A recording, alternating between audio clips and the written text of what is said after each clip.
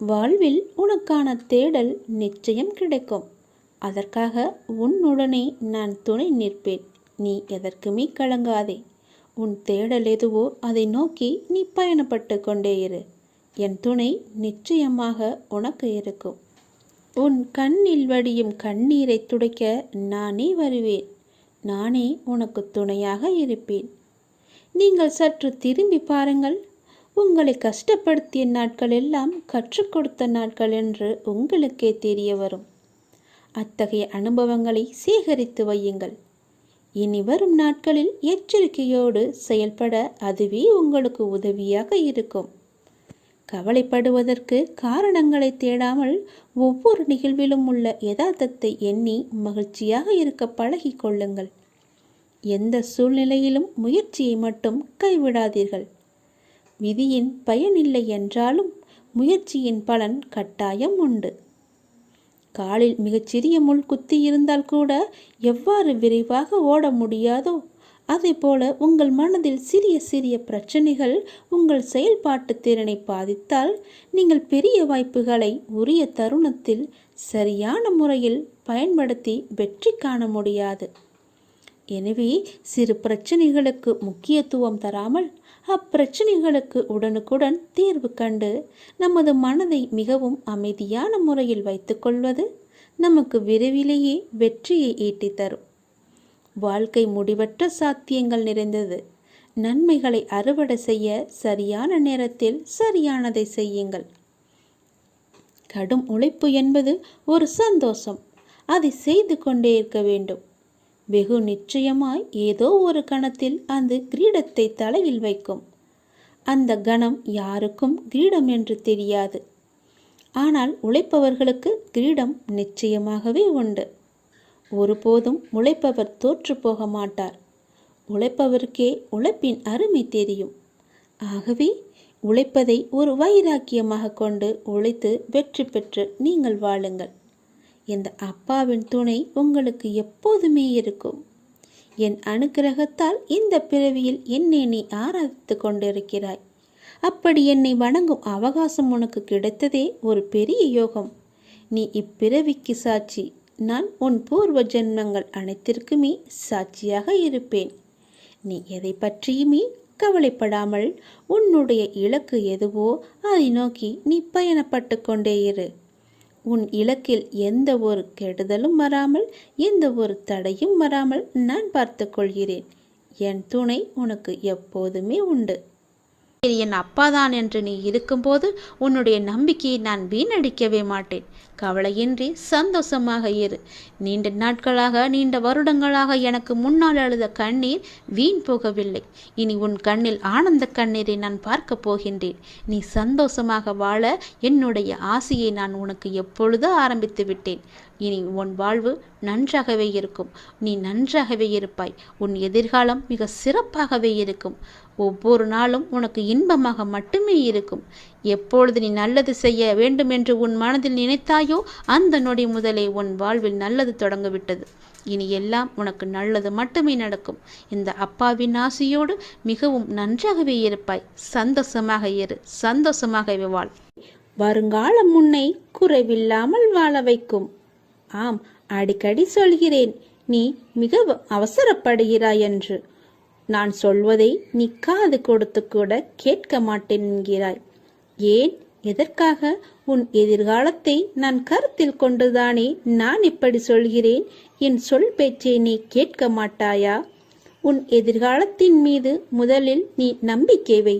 உனக்கே உன் வாழ்க்கையின் மீது பிடிப்பு இல்லாமல் போனால் பிறகு வெற்றி காண்பது கடினம். நல்லவர்கள் என்றும் தோற்பதில்லை. என்னை நம்பியவர்களை நான் என்றும் கைவிடுவதில்லை. கஷ்டத்தை எல்லாம் சகிக்க பழகிக்கொள். எதையும் எதிர்த்து நில். கர்ம வினைகளின்படி விதியை சதி செய்தாலும் உலகமே உன்னை வெறுத்தாலும் அமைதியாக இரு. நம்பிக்கை கொள். எல்லாம் கூடிய விரைவில் முடிவுறும். அதுவரை நம்பிக்கை வைத்து சற்று பொறுமையாக இரு. உனக்கான நல்ல பலன் நிச்சயம் உன்னை வந்து சேரும். உனக்கு கவசமாய் நான் இருக்கிறேன். உன்னை சீரும் சிறப்புமாக வாழ வைப்பதே என் பொறுப்பு, என் கடமை. நற்பெயருடன் நிம்மதியான மகிழ்ச்சியான வாழ்க்கையை நான் உனக்கு நிச்சயம் அமைத்து கொடுப்பேன். உன் பெற்ற தாயின் கடமை போல நான் இதை எடுத்துக்கொள்கிறேன். வருங்காலம் உன்னை குறைவில்லாமல் வாழ வைப்பேன். அந்த காலம் உன்னை தானாய் தேடி வரும். நீ தற்போது பணம் இல்லாமல் தவிக்கலாம். ஆனால் நிச்சயம் உன் கடன் பிரச்சனை அனைத்தும் முடியும் நேரத்தை நீ தொட்டு விட்டாய். வாழ்வில் ஒரு விஷயம் உனக்கு கூடி வரவில்லை என்று யோசிக்கிறாயே, அதற்கு உன்னை நான் தயார் செய்து வருகிறேன் என்பதை நீ யோசித்தாயா? அதை நீ உணர்ந்து அதன் அர்த்தம் தெரியாமல் புலம்பி வேதனை அடைகிறாய். இருள் சூழ்ந்த அடுத்த நிமிடமே சூரியன் வருவதில்லை.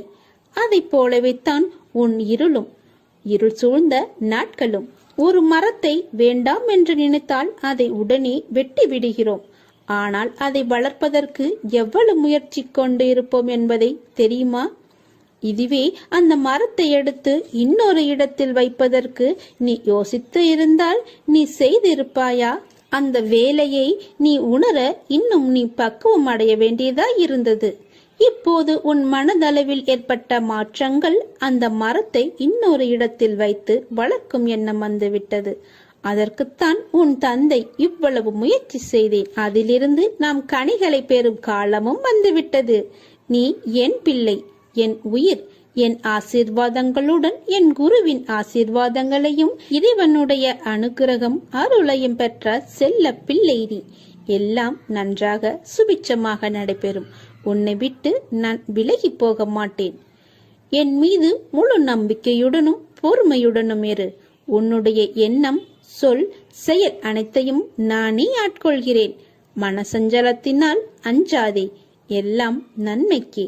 இல்லை என்ற சொல்லை இல்லாதாக்கி எல்லாம் உள்ளது என்ற நிலையாக்கி உனக்கு மஞ்சளும் தந்து குங்குமமும் தந்து மணிமணியாக குழந்தை செல்வங்களை தந்து நான் உன்னை வாழ வைக்க தேவையான செல்வங்களையும் 16ஐயும் தந்து நான் உன்னை வாழ வைக்கப் போகிறேன்.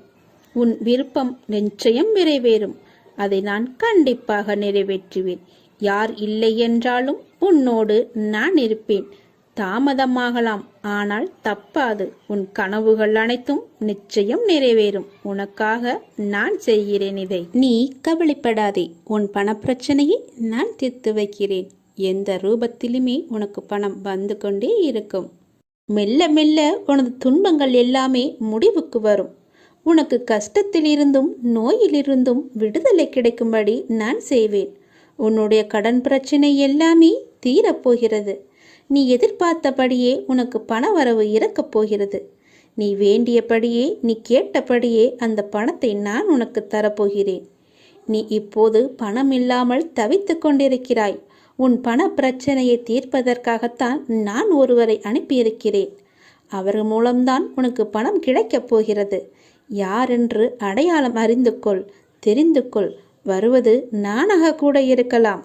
இன்றைய காலகட்டத்தில், இந்த நிலையில், இன்றைய சூழலில் உனக்கு பணம் பெரிய ஒரு கஷ்டமாகவே இருக்கிறது. அந்த பண பிரச்சனை எல்லாமே தீரும் வகையில் நான் உனக்கு ஒரு வழியை ஏற்படுத்தியிருக்கிறேன். அந்த வழி சிறப்பானதாக இருக்கும். அதிலிருந்தே உன்னுடைய பண கஷ்டங்கள் எல்லாமே தீர்ந்துவிடும். அதிலிருந்துதான் உனக்கு நிரந்தர வருமானமும் கிடைக்கும். நீ கவலைப்படாதே. உன் பண பிரச்சனையை தீர்ப்பது என்னுடைய பொறுப்பு. நான் இன்றுதான் ஒருவரிடம் பணம் கொடுத்து அனுப்பியிருக்கிறேன். விரைவில் அவர் உன்னை தேடி வருவார். யாரென்று அறிந்து கொண்டு அந்த பணத்தை நீ வாங்கிக்கொள். நீயாக சென்றாலும் சரி, இல்லை அவராகவே வந்தாலும் சரி, கொடுப்பது நான் தான். உன் பண பிரச்சனை அதிலிருந்துதான் தீரப்போகிறது.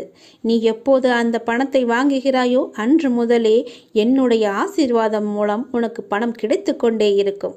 உன்னுடைய கருமாக்கள் எல்லாமே நீங்க பெற்று உன்னுடைய கடன் பிரச்சனைகள் எல்லாமே தீர்ந்து பணமழையில் நீ நனையப் போகிறாய். உன்னுடைய கடன் பிரச்சனை, தீராத கஷ்டம் எல்லாமே நிவர்த்தியாய்விடும். கடன் நிற்கிறதே என்று கவலைப்படாதே. இனி உன் வாயிலிருந்து பணம் இல்லை என்ற சொல்லும் வரக்கூடாது. ஏனென்றால் பண பிரச்சனையை தீர்க்கத்தான் நான் ஒருவரை அனுப்பியிருக்கிறேன். நானும் வருவேன். எதிர்பார்த்து காத்திரு. நீ என்னை நோக்கி வர வேண்டும் என்றால் நீ நான் சொல்வதை போல செய்துவிடு. உனக்கு எல்லாமே நல்லதாகவே நடக்கும். உன்னுடைய தொழில் நீ இப்போது பார்த்து கொண்டிருக்கும் வேலை உனக்கு சிறப்பானதாக மாறி பல மடங்கு உத்தியோகத்தில் பதவி உயர்வு பெற்று கூடுதல் வருமானமும் கிடைக்கும்படி செய்கிறேன். செய்து கொண்டேன், செய்தும் விட்டேன். அது விரைவிலேயே உன் கையில் கிடைக்கும். நான் சொன்னது போலவே அந்த தை மாதத்திற்குள்ளே உனக்கு கிடைத்துவிடும். தை 1ஆம் தேதிக்குள் அதற்கான நல்ல செய்தியும் உன் காதுகளில் விழும். உன் பணப்பிரச்சனை முற்றிலுமாக நீங்கிவிடும். எனக்கு பண கஷ்டம் இருக்கிறது என்ற வார்த்தையை இனி உன் வாயிலிருந்து வராது.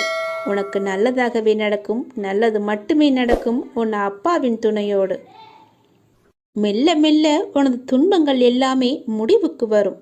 உனக்கு கஷ்டத்திலிருந்தும் நோயிலிருந்தும் விடுதலை கிடைக்கும்படி நான் செய்வேன். உன்னுடைய கடன் பிரச்சனை எல்லாமே தீரப்போகிறது. நீ எதிர்பார்த்தபடியே உனக்கு பணவரவு இறக்கப் போகிறது. நீ வேண்டியபடியே, நீ கேட்டபடியே அந்த பணத்தை நான் உனக்கு தரப்போகிறேன். நீ இப்போது பணம் இல்லாமல் தவித்து கொண்டிருக்கிறாய். உன் பண பிரச்சனையை தீர்ப்பதற்காகத்தான் நான் ஒருவரை அனுப்பியிருக்கிறேன். அவர் மூலம்தான் உனக்கு பணம் கிடைக்கப் போகிறது. யாரென்று அடையாளம் அறிந்து கொள், தெரிந்து கொள். வருவது நானாக கூட இருக்கலாம். இன்றைய காலகட்டத்தில், இந்த நிலையில், இன்றைய சூழலில் உனக்கு பணம் பெரிய ஒரு கஷ்டமாகவே இருக்கிறது. அந்த பண பிரச்சனை எல்லாமே தீரும் வகையில் நான் உனக்கு ஒரு வழியை ஏற்படுத்தியிருக்கிறேன். அந்த வழி சிறப்பானதாக இருக்கும். அதிலிருந்தே உன்னுடைய பண கஷ்டங்கள் எல்லாமே தீர்ந்துவிடும். அதிலிருந்துதான் உனக்கு நிரந்தர வருமானமும் கிடைக்கும். நீ கவலைப்படாதே. உன் பணப்பிரச்சனையை தீர்ப்பது என்னுடைய பொறுப்பு. நான் இன்றுதான் ஒருவரிடம் பணம் கொடுத்து அனுப்பியிருக்கிறேன். விரைவில் அவர் உன்னை தேடி வருவார். யாரென்று அறிந்து கொண்டு அந்த பணத்தை நீ வாங்கிக்கொள். நீயாக சென்றாலும் சரி, இல்லை அவராகவே வந்தாலும் சரி, கொடுப்பது நான் தான். உன் பணப்பிரச்சனை அதிலிருந்துதான் தீரப்போகிறது. நீ எப்போது அந்த பணத்தை வாங்குகிறாயோ அன்று முதலே என்னுடைய ஆசீர்வாதம் மூலம் உனக்கு பணம் கிடைத்து கொண்டே இருக்கும். உன்னுடைய கருமாக்கள் எல்லாமே நீங்க பெற்று உன்னுடைய கடன் பிரச்சனைகள் எல்லாமே தீர்ந்து பணமழையில் நீ நனையப் போகிறாய். உன்னுடைய கடன் பிரச்சனை, தீராத கஷ்டம் எல்லாமே நிவர்த்தியாய்விடும். கடன் நிற்கிறதே என்று கவலைப்படாதே. இனி உன் வாயிலிருந்து பணம் இல்லை என்ற சொல்லும் வரக்கூடாது. ஏனென்றால் பணப்பிரச்சனையை தீர்க்கத்தான் நான் ஒருவரை அனுப்பியிருக்கிறேன். நானும் வருவேன். எதிர்பார்த்து காத்திரு. நீ என்னை நோக்கி வர வேண்டும் என்றால் நீ நான் சொல்வதைப் போல செய்துவிடு. உனக்கு எல்லாமே நல்லதாகவே நடக்கும். உன்னுடைய தொழில் நீ இப்போது பார்த்து கொண்டிருக்கும் வேலை உனக்கு சிறப்பானதாக மாறி பல மடங்கு உத்தியோகத்தில் பதவி உயர்வு பெற்று கூடுதல் வருமானமும் கிடைக்கும்படி செய்கிறேன். செய்து கொண்டேன், செய்தும் விட்டேன். அது விரைவிலேயே உன் கையில் கிடைக்கும். நான் சொன்னது போலவே அந்த தை மாதத்திற்குள்ளே உனக்கு கிடைத்துவிடும். தை 1ஆம் தேதிக்குள் அதற்கான நல்ல செய்தியும் உன் காதுகளில் விழும். உன் பணப்பிரச்சனை முற்றிலுமாக நீங்கிவிடும். எனக்கு பண கஷ்டம் இருக்கிறது என்ற வார்த்தையை இனி உன் வாயிலிருந்து வராது. உனக்கு நல்லதாகவே நடக்கும். நல்லது மட்டுமே நடக்கும் உன் அப்பாவின் துணையோடு. உன்னுடைய பாரம் மிக கடுமையாகவும் வேதனைகளை தாங்க முடியாததாகவும் வாழ்க்கை நெருக்கடி நிறைந்ததாகவும் இருப்பதை பார்த்து நான் சஞ்சலப்படுகிறேன். என் மனம் சஞ்சலப்பட்டு கொண்டிருக்கிறது. யார் இந்த இக்கட்டான நேரத்தில் உதவுவார் என்று எல்லா இடத்திலும் உனது கையை விரித்து நீ கலக்கம் கொண்டிருக்கிறாய்.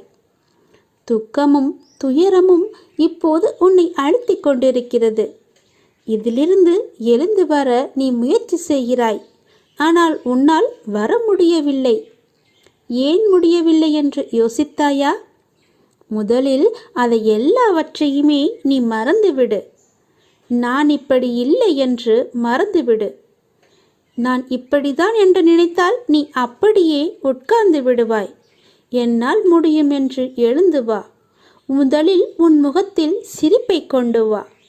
அந்த சிரிப்பு இல்லாததுதான் இதற்கு எல்லாமே காரணம். எதையோ மனதில் போட்டுக்கொண்டு அழுது புலம்பி தவித்து கொண்டிருக்கிறாய். யாரிடம் போய் சொல்வது, யாரிடம் சொன்னால் எனக்கு தீர்வு கிடைக்கும் என்று அழுது கொண்டிருக்கிறாய். தங்கமி, முதலில் அதிலிருந்து வெளியே வந்துவிடு. உன் முகத்தை எப்பொழுதும் புத்துணர்ச்சியுடன் வைத்துக்கொள். உனக்கு ஒன்றுமே இல்லாதது போல. அதாவது எனக்கு எந்த துன்பமும் இல்லை, துயரமும் இல்லை, எந்த ஒரு பிரச்சனையும் இல்லை என்பது போல எப்பொழுதுமே உன் மனதை நீ புத்துணர்ச்சியோடு வைத்துக்கொள். உன் மனம் புத்துணர்ச்சியாக இருந்தால் உன் முகமும் புத்துணர்ச்சியாக கலையாக இருக்கும். அது இல்லாததுதான் இப்போதைய காரணம். உன் முகத்தை நீ நேரடியாக சென்று கண்ணாடியில் பார், எப்படி இருக்கிறது என்று, எவ்வளவு சோர்வாக எவ்வளவு கவலையாக இருக்கிறது என்று. எல்லாவற்றையுமே மறந்துவிடு. எனக்கு தான் என் அப்பன் இருக்கிறானே என்று தைரியமாக எல்லாவற்றையுமே மறந்து முதல் அடியை எடுத்து வை. உன் மனதை மகிழ்ச்சியாக வைத்துக்கொள். என்னை நம்பி என் ஆலயத்திற்கு நீ வா. நீ வளமுடன் வாழ்வாய், எந்த குறையும் இல்லாமல் வாழ்வாய். உனக்கு வாழ்க்கையில் எந்த ஒரு கஷ்டமும் இருக்காது, எந்த துன்பமும் இருக்காது, எந்த துயரமும் இருக்காது. முதலில் நான் சொல்வது போல செய். உன் வாழ்க்கை எப்படி இருக்கிறது என்று பார். உன்னை தேடி அவர்கள் விலகி சென்றவர்களெல்லாம் தானாக வருவார்கள். உன் மனதையும் உன்னையும் நீ புத்துணர்ச்சியோடு வைத்துக்கொண்டு உன் முகத்தில் புன்னகையை வைத்து பாரேன், எப்படி தேன் போல ஓடி வருகிறார்கள் என்று. வாழ்க்கைக்கான அர்த்தத்தை தான் எல்லோருமே தேடிக்கொண்டிருக்கிறார்கள். ஆனால் எப்படி வாழ்வதற்கான அர்த்தங்களை யாருமே தேடுவதில்லை. அதை தேடியிருந்தால் வாழ்க்கையை நிம்மதியாக வாழ்ந்திருக்கலாம். ஏன் அவ்வாறு செய்ய மறுக்கிறார்கள் என்று தெரியவில்லை. எத்தனையோ முறை சொல்லியாய்விட்டது. வாழ்க்கையில் எதுவுமே காரணங்கள் இல்லாமல் நடக்காது. எல்லாவற்றிற்குமே பின்னால் நிச்சயமாக ஒரு காரணம் இருக்கும். இப்போது இந்த பதிவை நீ கேட்பதற்கு கூட ஒரு காரணம் நிச்சயமாக இருக்கும். அது அந்த இறைவனுக்கு மட்டும்தான் தெரியும் என்று நீ நினைக்க வேண்டும், நம்ப வேண்டும். உன்னுடைய வாழ்க்கையின் பாதையின் அழகை சொல்ல உனக்கு வார்த்தைகளே இருக்காது. உன்னுடைய வார்த்தைகளை நீயே தேடிக்கொண்டிருப்பாய். அவ்வளவு அழகானதாக உன் வாழ்க்கை மாறப்போகிறது. வாழ்வில் நம்பிக்கை, நிதானம், பொறுமை, சகிப்புத்தன்மை, அறநெறியில் வாழுதல், பிறரிடம் புறம் பேசாமல் இருத்தல், இதை நீ கடைப்பிடித்தாலே உன்னுடைய பாதை சுகமான பயணமாக உன் வாழ்க்கை அமையும். உன் பாதையும் நன்றாகவே இருக்கும். எந்த ஒரு கரடும் முரடும் இல்லாமல் நன்றாகவே இருக்கும். நீ உன் அப்பாவை அழைக்கும் தருவாயில் உன் சத்தம் என்னுடைய மனதிற்குள் இருந்து உனக்கு ஆரம்பிக்கும். கேட்கும் முன்னரே உன் முன் நான் இருப்பேன். ஏனென்றால் என் இதயத்தில் தான் உன்னை சுமந்து கொண்டிருக்கிறேன். இது அப்பாவின் வாக்கு. நீ உன் வாழ்க்கையில் முன்னோக்கி மகிழ்ச்சியாக செல்லும் காலம் வந்துவிட்டது. நம்பிக்கையோடு நான் கூறும் வார்த்தைகளை எல்லாமே பின்பற்று. நீ எதையெல்லாம் இழந்தாயோ அதைவிட அதிகமாகவே உன்னை வந்து சேரும். நான் நிச்சயமாகவே நான் சேரும்படி செய்வேன். இது மிகவும் அவசரமான செய்தி, நீ சந்தோஷமான செய்தி. இதை நீ புறக்கணித்து விடாதே. இதற்கும் ஒரு காரணம் இருக்கிறது. சந்தோஷ செய்தி என்கிறீர்களே, அப்படி என்ன சந்தோஷமான செய்தி என்றுதானே நீ கேட்கிறாய்? நீ கேட்டதை, நீ நினைத்ததை நான் தரப்போகிறேன். விரைவாகவே அது உன்னிடம் கிடைக்கும்படி நான் செய்ய போகிறேன். நீ கேட்டது எல்லாமே உனக்கு கிடைக்கும். என்னிடம் வெகு நாட்களாக கேட்டுக்கொண்டிருந்தாய். புத்தாண்டு அன்று என் ஆலயத்திற்கு வந்து என்னிடம் ஒன்று கேட்டாய். அது உனக்கு ஞாபகம் இருக்கிறதா என்று பார். அதைதான் நான் உனக்கு இப்போது தரப்போகிறேன். அதற்கான காலம் கனிந்து விட்டது. காய் கனியாகி பழம் பழுக்கும் நேரம் வந்து விட்டது. அதனால் இப்போது நான் உனக்கு இந்த நல்ல செய்தியை சொல்வதற்காகத்தான் நான் வந்திருக்கிறேன். விரைவாகவே நான் அதை கொடுத்து விடுவேன். வெகு நாட்களெல்லாம் காத்திருக்க வேண்டாம்.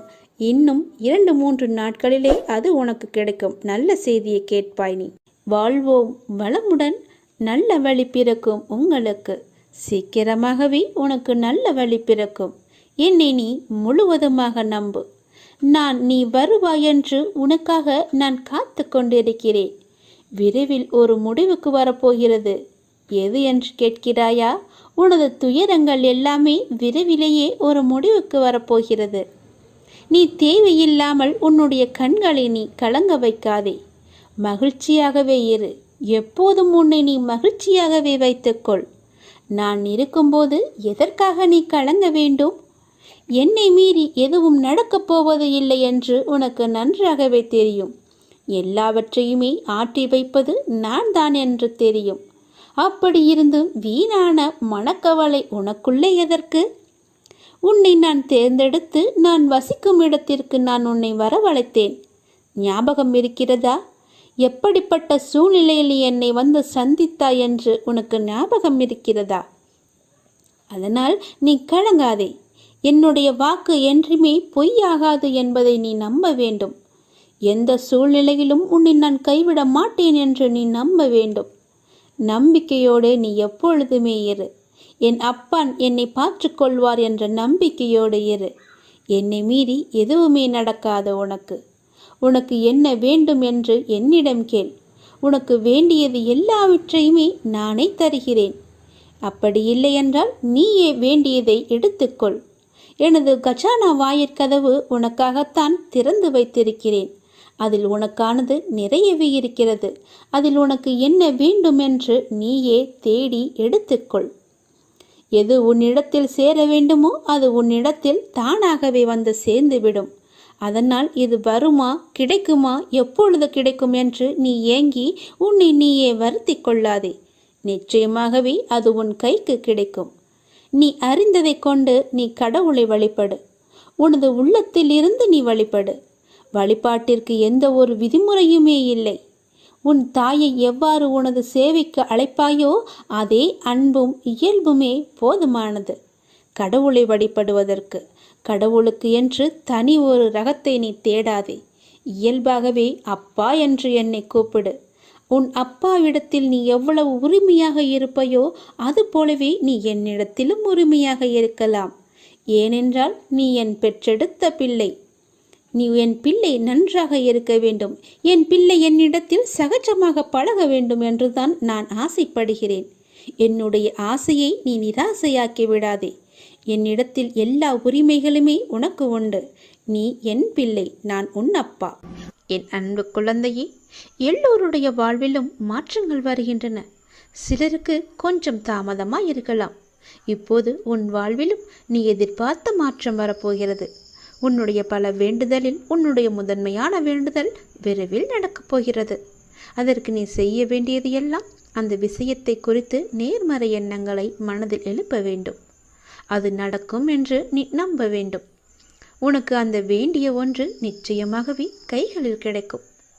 கோவிலில் சாமி முன் இந்த முறைப்படி நீ பிரார்த்தனை செய்து வந்தால் நிச்சயம் நீ நினைத்தது நடக்கும். நமக்கு எப்பொழுது எந்த பிரச்சனை எந்த ரூபத்தில் வந்தாலும் நாம் அந்த பிரச்சனைகளை முடிக்கவும் அதிலிருந்து முழுமையாக விடுபட்டு வெளியே வருவதற்கும் நாம் செய்யும் முதல் காரியம் தெய்வத்திடம் சரணடைந்து பிரார்த்தனை செய்து நம் குறைகளை கூறி வேண்டிய வரங்களை பெற்றுக்கொள்வோம். அது மட்டும் இல்லாமல் நமது வாழ்க்கையில் செய்யும் சில சிறிய தவறுகளுக்கும் தெய்வத்திடம் சென்று அதற்கான பரிகாரங்களையும் செய்து புண்ணியத்தை தேடிக்கொள்வோம். ஆனால் கோவிலில் சாமியிடம் வேண்டுவதாக இருந்தாலும் பரிகாரம் செய்வதாக இருந்தாலும் அதற்கு ஒரு முறை இருக்கிறது. அந்த முறைப்படிதான் நாம் இறைவனிடம் வேண்ட வேண்டும். அப்படி வேண்டினால் கண்டிப்பாகவே அது நிறைவேற்றப்படும். அந்த முறைப்படி பரிகாரம் செய்தாலும் தெய்வம் அதை முழுமையாக ஏற்றுக்கொள்ளும். நாம் நம்பிக்கையுடன் செய்ய வேண்டும். அதனால் இன்று கோவிலில் தெய்வத்தின் முன் எப்படி பிரார்த்தனை செய்வது, எப்படி வேண்டுவது பற்றி தான் நாம் இப்போது சொல்லப் போகிறோம். கோவிலுக்கு சென்றால் தெய்வத்தின் முன் மண்டியிட்டு வேண்டு என்று நிறைய பேர் சொல்லி நாம் கேள்விப்பட்டிருப்போம். ஆனால் நம்மில் எத்தனை பேர் இந்த முறையில் தெய்வம் முன் மண்டியிட்டு வேண்டியுள்ளனர் என்பது நமக்கு தெரியாது. ஆனால் அடுத்த முறை நீங்கள் கோலதெய்வ கோயிலுக்கு சென்றாலும் அல்லது வேறு ஏதாவது உங்களுக்கு பிடித்த தெய்வத்துடைய கோவிலுக்கு சென்று வேண்டினாலும் தெய்வத்தின் முன் முட்டி போட்டு உங்கள் பிரார்த்தனையை வையுங்கள்.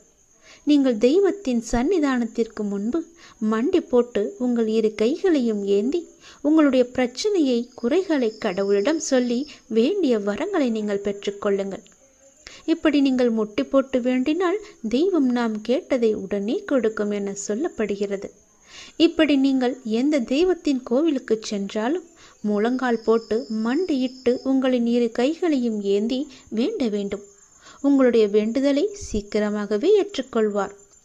அதே நேரம் அந்த வேண்டுதல் சீக்கிரம் தெய்வத்தால் நிறைவேற்றியும் தரப்படும் என்பது காலம் காலமாக மக்களிடம் உள்ள நம்பிக்கை. அந்த நம்பிக்கை உங்களுக்குள்ளே இருக்க வேண்டும். நீங்கள் நிறைய கோவில்களில் சில தெய்வத்திற்கு வேண்டுதல் வைத்து முழங்கால் மண்டியிட்டு கோவிலை சுற்றி வலம் வருவார்கள். கோவில் படியேறி தங்களுடைய நேர்த்திக்கடனை செலுத்துவார்கள்.